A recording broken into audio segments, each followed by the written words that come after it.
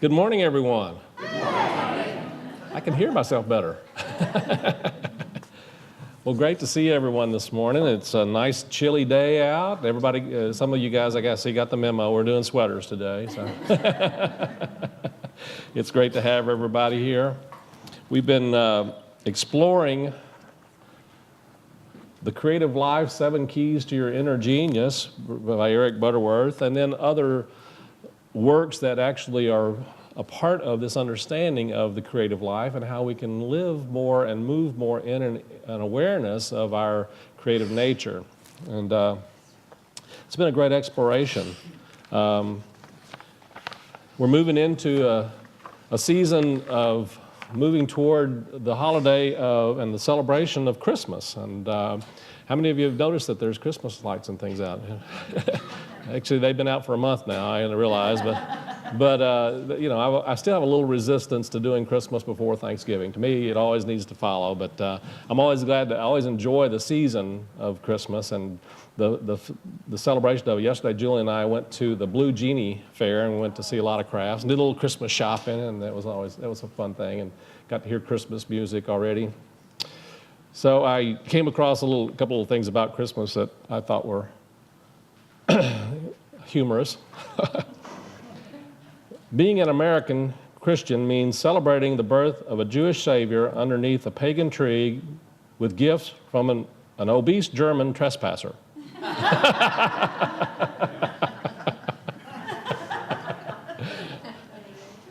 And you guys know that Christmas is the only time of year that you sit by a dead tree and eat candy out of your socks.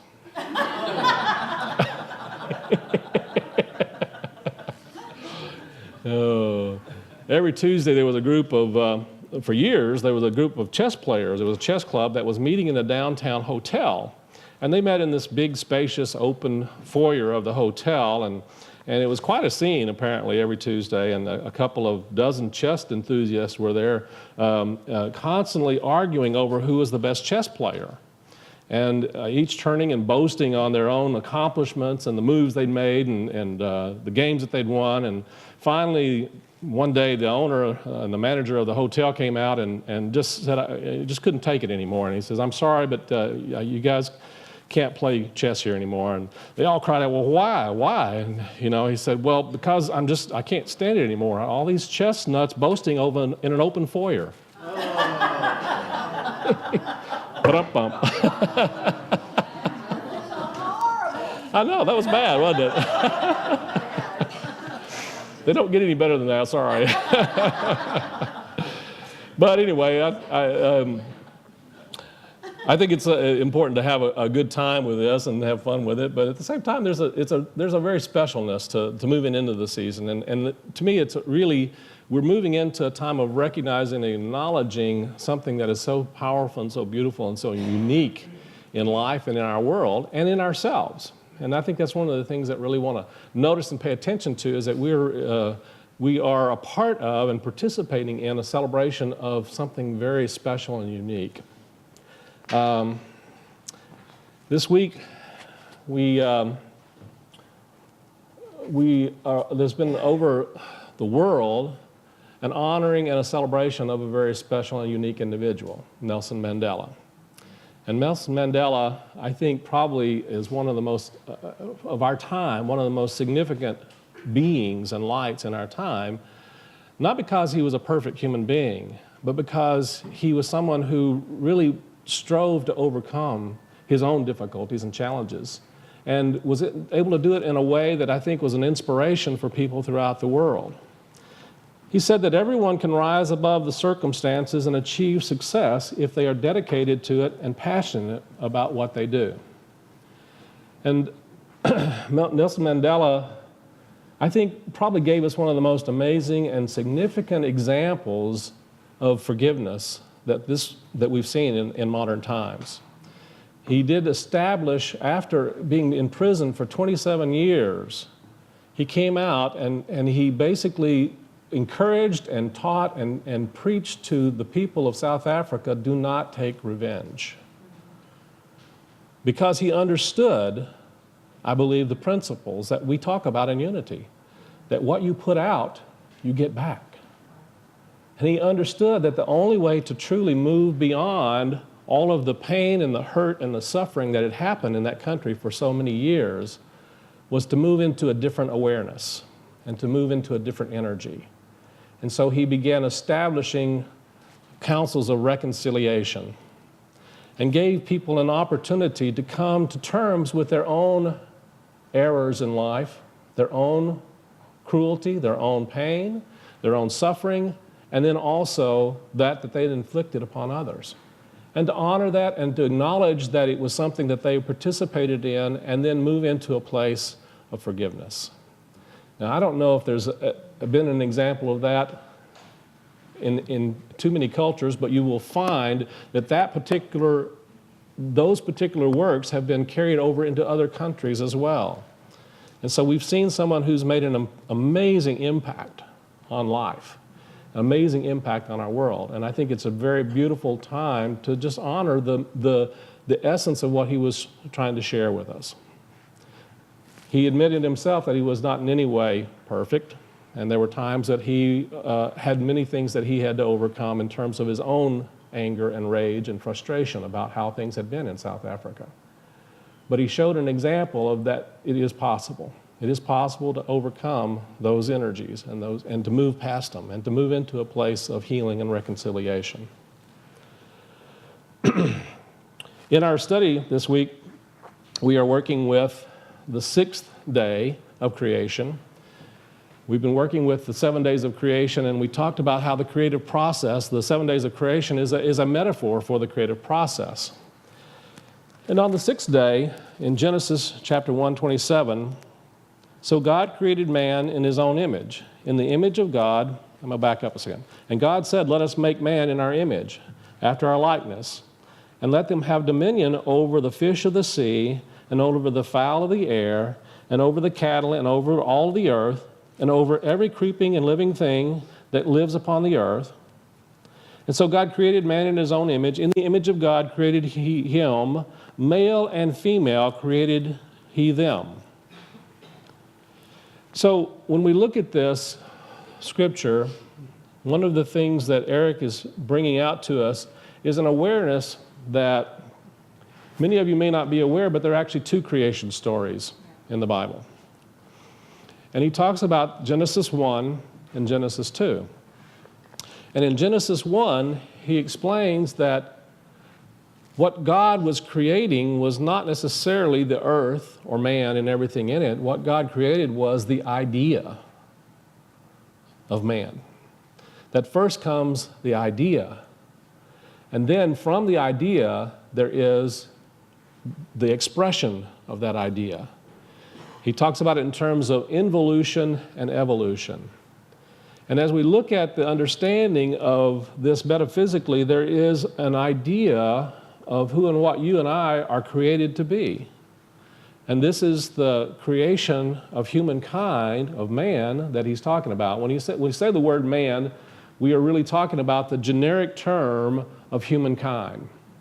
Yes, it is sexist language, I recognize that, and we are still trying to struggle ways of expressing this that really express the wholeness of who and what we are. But one of the things that's captured in this is that he created us, male and female. Now, he's not just talking about sex in this respect of male and female. It is a symbol and is a recognition that you and I are created both of our thinking and our feeling nature, and that our thinking and feeling nature are essential to the expression, to the unfoldment of this unique divine nature that is the ideal that the divine ideated in life. He uses the term ideation. And so we're looking at an understanding of a process that's going on in life and in us, and that is that we first move into an awareness of this unique divine nature. And part of our unfolding in the creative genius is not a matter of unfolding experiences of necessarily more having in life, although that is kind of a secondary nature, but actually unfolding more of the essence of being in life. That we are unfolding all of the unique divine qualities that we are created in the image and after the likeness of. And so when we look at these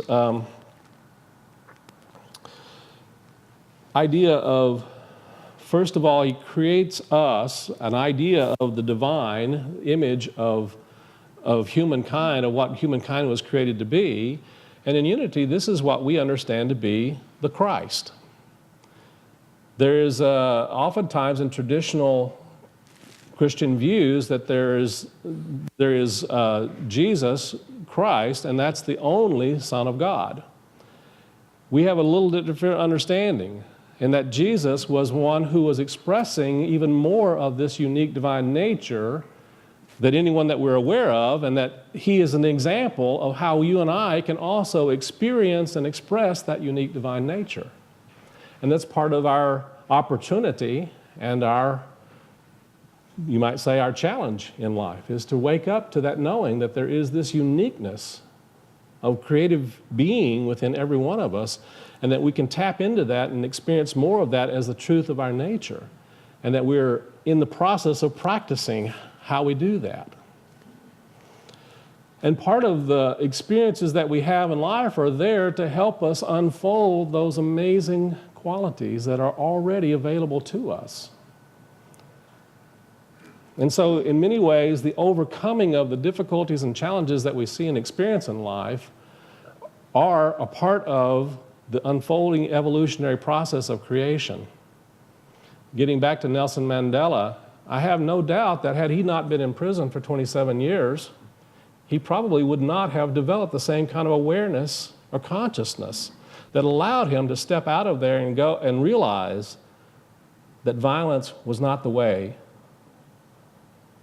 Without those kinds of experiences, he may not have had this awareness. And I think that there are probably experiences that you and I have in our life that really do allow something greater to come forth from within us. They allow a greater awareness of the possibilities of good in life. One of the things it talks about in this is that God said, let us make man in our image and our likeness, and let them have dominion over the fish of the sea and over the fowl of the air and over the cattle and over all of the earth. Well, Eric talks about this idea of dominion. One of the things that we have a tendency to do, and this is actually also a place where I feel like in many traditional awarenesses that there's been a real misunderstanding of this idea of dominion. And it's been used in ways that have been, I believe, harmful. Harmful for us and harmful for our world and harmful for creation. But when Eric talks about this idea of dominion, he's really saying that there's one definition of dominion that really is being brought out in this verse, and that dominion has to do with authorship and ownership of creation. What he's saying is, you and I have ownership of whatever we are bringing forth into our lives, whatever we are expressing. We have the authority over what we are experiencing in the world. That's a little bit different than saying, okay, all of this stuff was put out here for us to dominate and to control and to try and, usurp the benefits of. It really is about recognizing that we are that creative light, and we are responsible for what is being brought forth in our experiences in life and in our world. It's a different way of understanding. It's a different responsibility, for that matter. Well, he goes on to say that the image in which we have been created is our true self-image. And he points out that part of our unfolding is to recognize that there is that within us that is greater than any particular expression of our unique divine nature. We are all created in the image and after the likeness of that which is absolutely, continually creating, and it is already perfect. It is already whole. There's a wholeness within our own nature. And part of our awakening and part of our unfolding process is a part of that wholeness also, and it's a recognition that we are in the process of peeling away, you might say, those things that are hiding that image. that a part of our creative process is not necessarily creating something new. We're not necessarily creating something new. We are in the process of unfolding that which has already been created. You are created with amazing beauty. You're created with amazing gifts. You're created with an amazing and absolutely unlimited possibility for good, for love, for joy, for peace, for freedom, for forgiveness, for abundance. And our unfolding really has to do with getting out of the way. It's moving out of the way of what gets in our blocks our awareness and our vision of being able to see and experience that. Eric says that there are no duplicates in creation. Every snowflake, every blade of grass, every grain of sand is unique in design. In the same way, there has never been, nor will there ever be, anyone like you. You are a unique expression of the creative energy of the universe, focused into eternally as you. To me, just hearing those words and listening to and reflecting on that awareness is in itself a healing process. You are a divine original. You are a divine original. I'm going to say that again. You are a divine original. In fact, I'm going to invite you to say that. I am a divine original. Just breathe that in for a second. And look to somebody sitting next to you. And I want you to say, you are a divine original.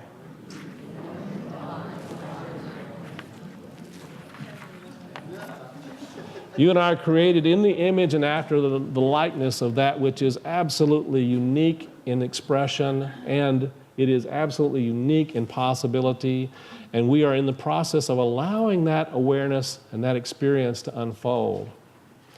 Meister Eckhart said, God never begot but one son, but the eternal is forever begetting the only begotten. Let me repeat it. God never begot but one son, but the eternal is forever begetting the only begotten. And what I hear him saying is that you and I are, there's only one, and you and I are that one. We are created in that uniqueness of oneness. That Son is that divine, unique nature that is within the heart of you, which is in the very essence of your being. And no one else can fulfill that expression that makes you absolutely precious. Do you know that? You are so, so precious to creation. And you are an expression just as much of the divine as Jesus the Christ is, and we are all in, you might say, a range of unfoldment of that knowing, of that awareness of our unique divine nature. In the same way that Christ, the reality of Jesus, was begotten of God, the Christ, the reality of you, was begotten of God. So we're created in that image and after that likeness of something that is so precious and so unique and so special. Meister Eckhart also said, God is a circle whose center is everywhere and whose circumference is nowhere. And so that presence of God is centered right where you are. We are created as a unique, beautiful expression of life, of light, of love, of wholeness. Charles Fillmore explained and described a lot of the unique characteristics of our divine nature in his wonderful work, The 12 Powers of Man. How many of you are familiar with the 12 Powers of Man? I know a lot of our unity, I think it's probably one of the most unique teachings in unity and one of the most valuable teachings in unity. And he's broken down an understanding of all of those unique qualities of our divine nature into basically, and brought them back to an understanding of 12 unique qualities or characteristics that are in every one of us. And we express those in different varying degrees. And he takes this from a metaphysical understanding of both the 12 tribes of Israel and also of the 12 disciples of Christ. And those 12 powers are as follows: faith, power, order, strength, imagination, zeal, discrimination, understanding, renunciation, love, will, and life itself. You and I all have those as a part of our own nature, and we're unfolding those different qualities in varying ways and varying degrees and varying combinations to make a wonderful and powerful, unique expression in life of the nature of the divine. And we learn how to experience this unique divine nature, he says, by really sitting in the stillness and the silence of our being and opening ourselves to that possibility.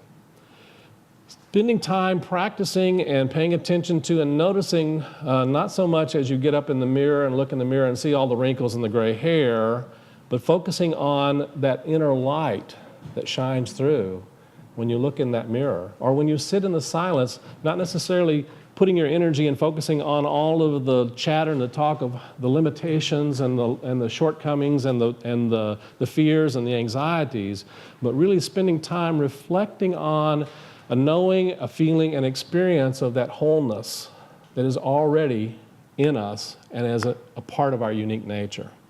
Practicing and being in that place of experiencing that we are already whole. Practicing a knowing and awareness that we are already not just loved, but we are love. Practicing and knowing that we are not just abundant, but we are the very essence of abundance itself. And that our creative process is about letting more of that come into our expression through all the different activities in our lives. He says the whole of you is always present, even within your partial expression of it. Interesting awareness, isn't it, if you think about it? The whole of you is already present, even in the partial expression of it. He goes on to say, I like to say that there is an allness within the illness and all-sufficiency within the insufficiency. So your potential is already unlimited. And part of our process here in this life, in this world, is to continue that process of allowing that possibility to unfold in unique ways, in ways that perhaps we find ourselves, yes, challenged by, but in ways that allow even more of those unique gifts that are the essence of our nature to shine forth and to come forth in opportunities that express themselves in life. He says, your potential is not something you might possibly achieve. It is a reality even before you discover it. It is that of you that is always whole, even if the surface self is ill or confused or lonely. And the more we can spend time reflecting on and living in and being open to and allowing that truth to resonate in our heart, the more we become instruments and we share even more of that light in all aspects of our world. Within me, he says, is the unborn possibility of limitless living, and mine is the privilege to giving birth to it. I love that. Let me read it again. I just got a request for a repeat. Within me is the unborn possibility of limitless living, and mine is the privilege of giving birth to it. To me, this is one of the essences of what the Christmas celebration is truly about, is the possibility of us giving birth to something even more and even greater than the limiting belief systems that we've held about ourselves, and allowing that beautiful light to unfold in ways that we hadn't dreamed of perhaps before, but have always been available to us when we open our awareness to it. He says it's not something that you once had or might someday have, but it is the reality of your being right now. Your wholeness already exists. Breathe that in. And just say to yourself, my wholeness already exists. my abundance already exists.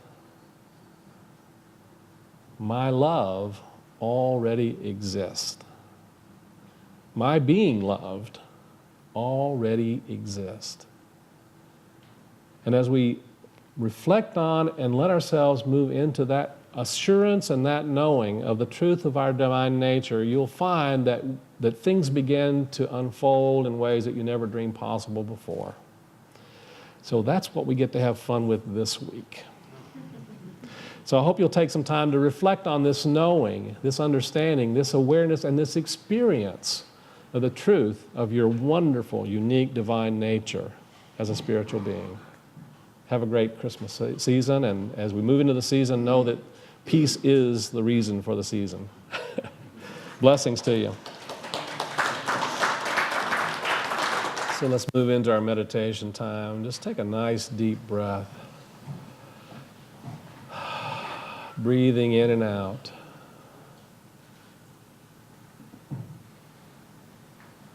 As we breathe in and out, move into that place of quiet stillness, silence, peace. Beyond the chatter, beyond the voices of the monkey mind. Allow yourself to feel and know and connect with that place in you where there is wholeness.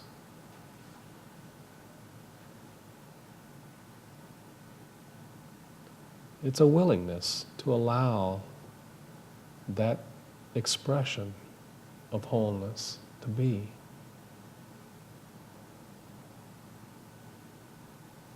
Move into an allowing of a knowing of the unique divine nature of your essence. To immerse yourself into allowing those unique divine qualities of heart and mind and spirit to unfold in right and perfect ways, in ways that are just right in your life at this time.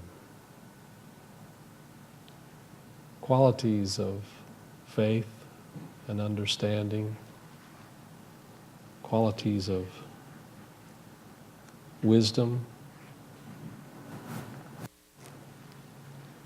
and power, strength, imagination, love, renunciation, will, zeal, and life. And as you bring into your awareness all of the different opportunities and challenges that you're living in and through in life right now, listen for the qualities that are being called forth from within you. Perhaps it's a greater experience of love or discernment. Perhaps it's a greater experience of energy and zeal or enthusiasm. Perhaps you're being called to move into an energy of faith or order.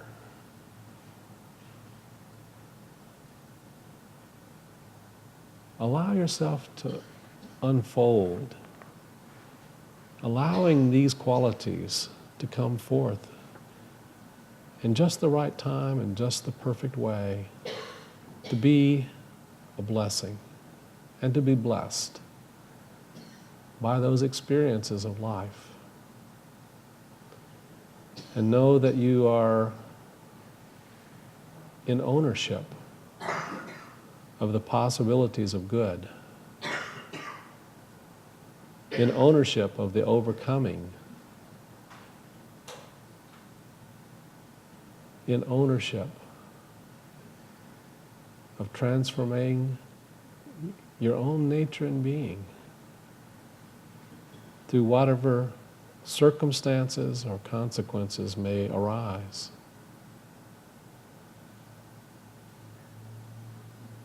And that there is something greater unfolding.